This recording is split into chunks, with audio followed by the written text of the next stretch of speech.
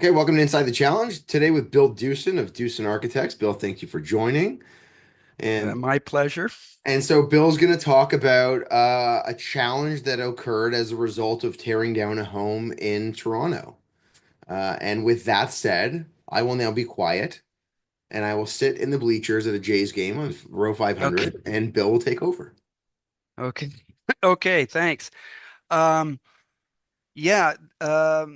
This is a challenge that goes back about 15, 16 years back in 2009. A client came to us with a property in Toronto and they wanted to create an urban loft aesthetic within a post and beam building. Kind of, they wanted to have a feel in a single family new residential house, Okay. a heritage of 100 years, 100 years plus of brick and beam, exposed timber, and wrapped in heritage brick vibe at an open loft space. And I said, "Oh All right. well, Let's see. Let's see what we get okay." into. So, this is, I'll share my screen Yeah. here.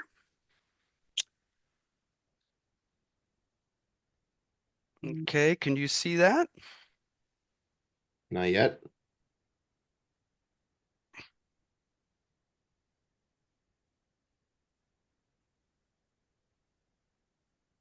Not yet? Nope.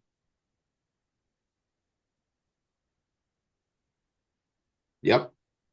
Okay, pardon Comes. me. I needed to double click there. Okay, so you can see that. Can When you Okay, described it, I didn't expect to see this. Okay. okay. So this is the front facade of the building on a street actually in between Yonge and Avenue Road, if you know Toronto. Yeah. And the most striking piece of this, in terms of heritage, is the brick itself. You can see this red brick, 100-year-old red brick that we sourced through, at the time, Commonwealth Brick. I don't think there are any in business any longer, but they had a large recycling brick component to their product line. And this brick came from a warehouse in Woodstock. And it quite possibly was actually fired in John Price. I'm not 100% sure. There weren't any markings on it. Easily 110, 20 years old, the brick. And you can see the color. I'm going to kind of zoom in on Yeah. this. And the beauty of this brick is that can you see these little Yeah. nicks and cut Yeah. Little cracks and abrasions. cuts? Beautiful. So and this discoloration, this darker tones, that's actually soot that we left on the brick. We left it to give it this feel, Yeah. The this patina. 100-year-old feel. Yeah. Um, and I know this is a bit of a tangent. We do a lot of work on heritage homes in Midtown Toronto, double wide brick homes with uh, dimensioned lumber interior structure, and no insulation, lath and plaster, um, uh, and we were asked to completely gut them and refurbish them with insulation, air barriers, breaking all the thermal bridges between on the beam pocket or joist pockets into the brick. And it's a very persnickety process, very difficult to do from a construction point of view. You got to be almost going through it with a fine-tooth comb to create the continuous air barrier and make sure that the actual assembly, when you're changing the physics of these old home assemblies, you got to be very careful that you don't trap moisture inside because it can lead to mold, and it can also lead to spalling of the interior width of the brick through um, freeze thaw cycles. So, in a funny way, it's way easier to do a high performance envelope. And I got to mention at the beginning of this, not only did she want this urban loft with a feel, she also wanted to have low energy.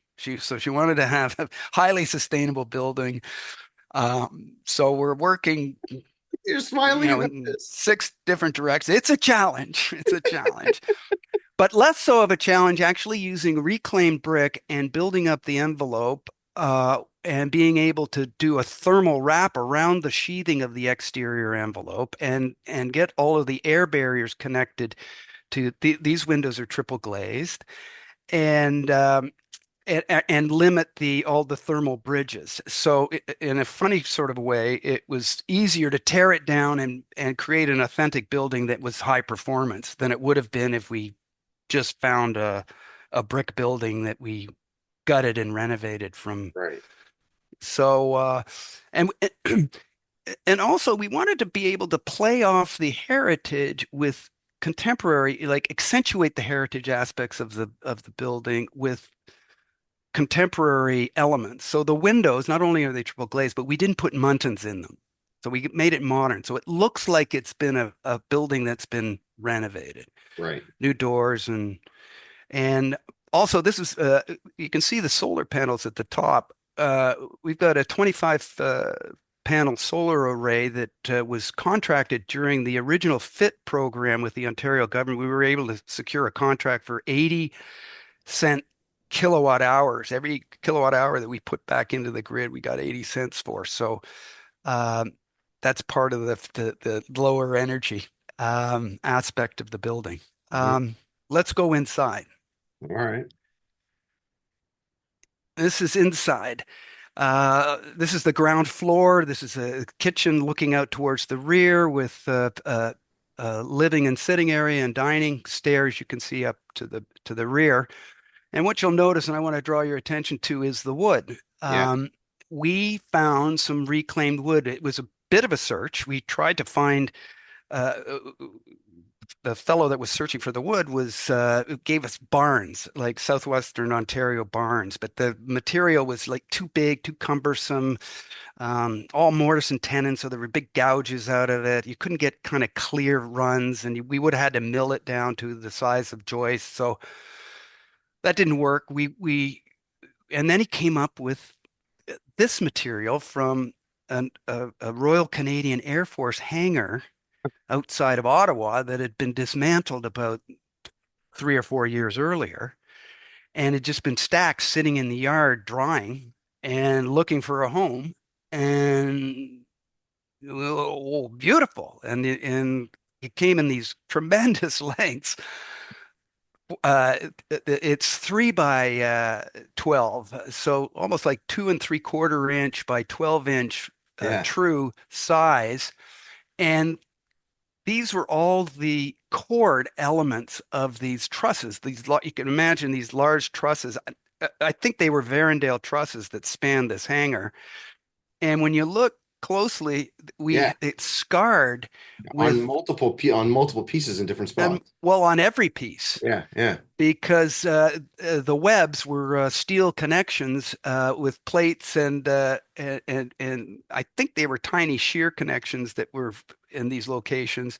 If not, they were large washers and bolts and systems that tied the whole truss together. Mhm. Perfect sizing.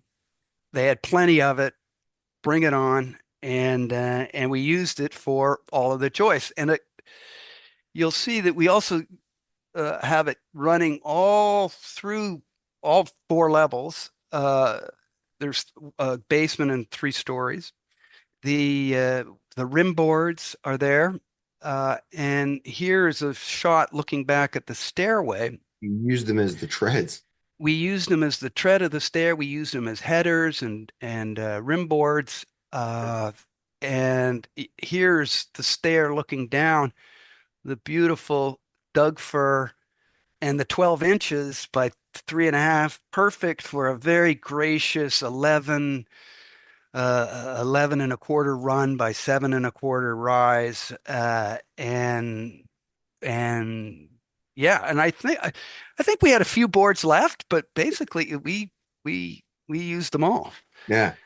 And so, but when they came, they were gray.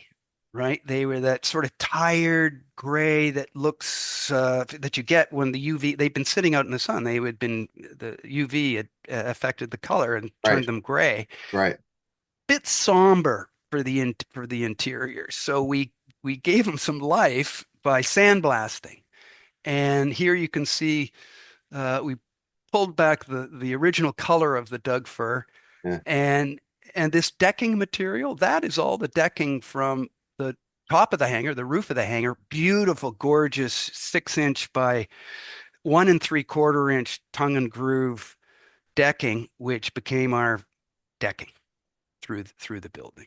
So Unbelievable. here we have, so we got the brick and we got the beam, and when we were doing the sandblasting, uh, we said, let's sandblast the steel.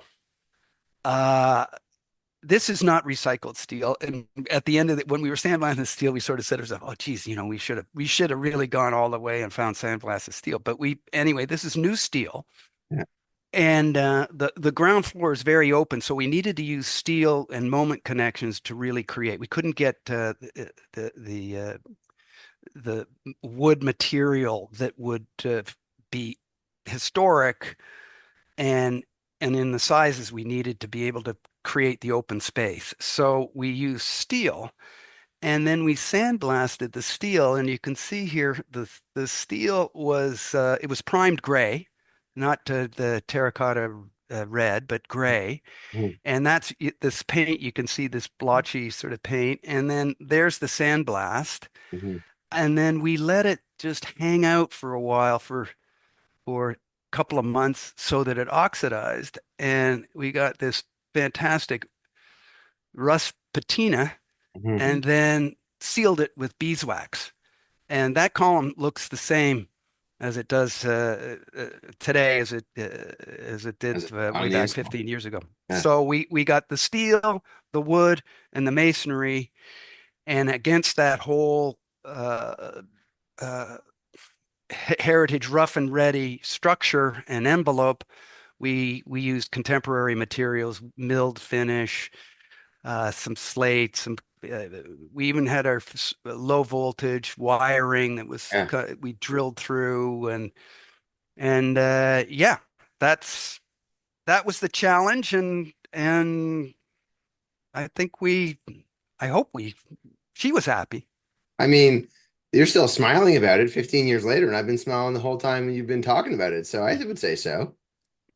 Yeah, yeah, it was a fabulous project, and it's interesting because as we were moving through and finding these pieces, the client was just getting more and more engrossed with the whole process, and we find the brick. Yeah, that's I love this. We'd show her samples of the brick. Yeah, that's cool. And then the wood. Oh, where's this come from? And oh, and it's gray. Oh, I don't like the gray.